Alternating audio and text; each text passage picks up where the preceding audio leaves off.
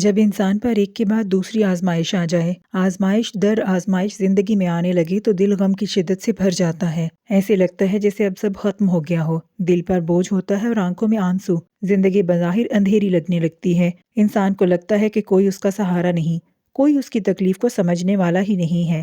دل بے چین ہو جاتا ہے اور امیدیں ختم ہونے لگتی ہیں، دل میں بے یقینی پیدا ہو جاتی ہے۔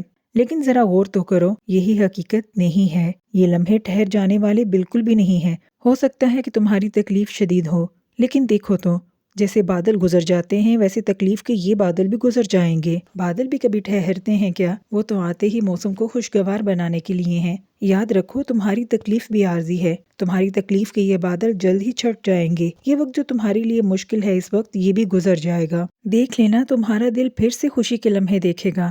اللہ کی مدد ہمیشہ ان کے قریب ہوتی ہے جو صبر اور یقین رکھتے ہیں۔ آزمائش انسان کے ایمان کو مضبوط کرنے کے لیے آتی ہے، اسے ہارنے بالکل نہیں دیتی، بلکہ اس کے دل میں اللہ کی ذات پر بھروسہ بڑھاتی ہے۔ شیخ سعدی کی ایک حکایت یاد آتی ہے کہ ایک شخص سخت پریشانی میں مبتلا تھا۔ اس نے شیخ سعدی سے شکایت کی کہ میرے حالات دن بدن خراب ہوتے جا رہے ہیں۔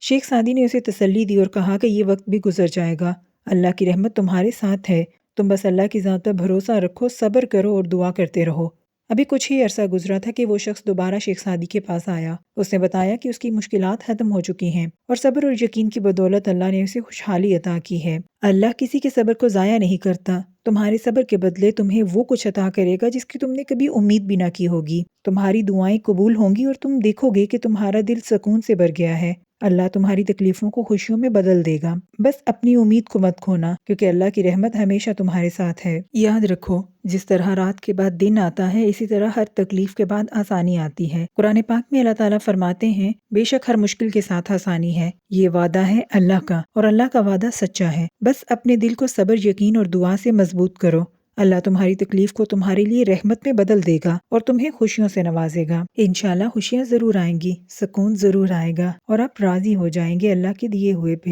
ہمارے چینل کو سبسکرائب کیجیے اور ہماری ویڈیو کو زیادہ سے زیادہ شیئر اور لائک کیجیے، تاکہ آپ کی وجہ سے یہ پیغام زیادہ سے زیادہ لوگوں تک پہنچ سکے اور بہت سے لوگ اللہ تعالیٰ کی ذات سے امید رکھ سکیں۔ اللہ کرے آپ کا یہ چھوٹا سا عمل آپ کے لیے اور میرے لیے صدقہ جاریہ بن جائے۔ آمین یا رب العالمین۔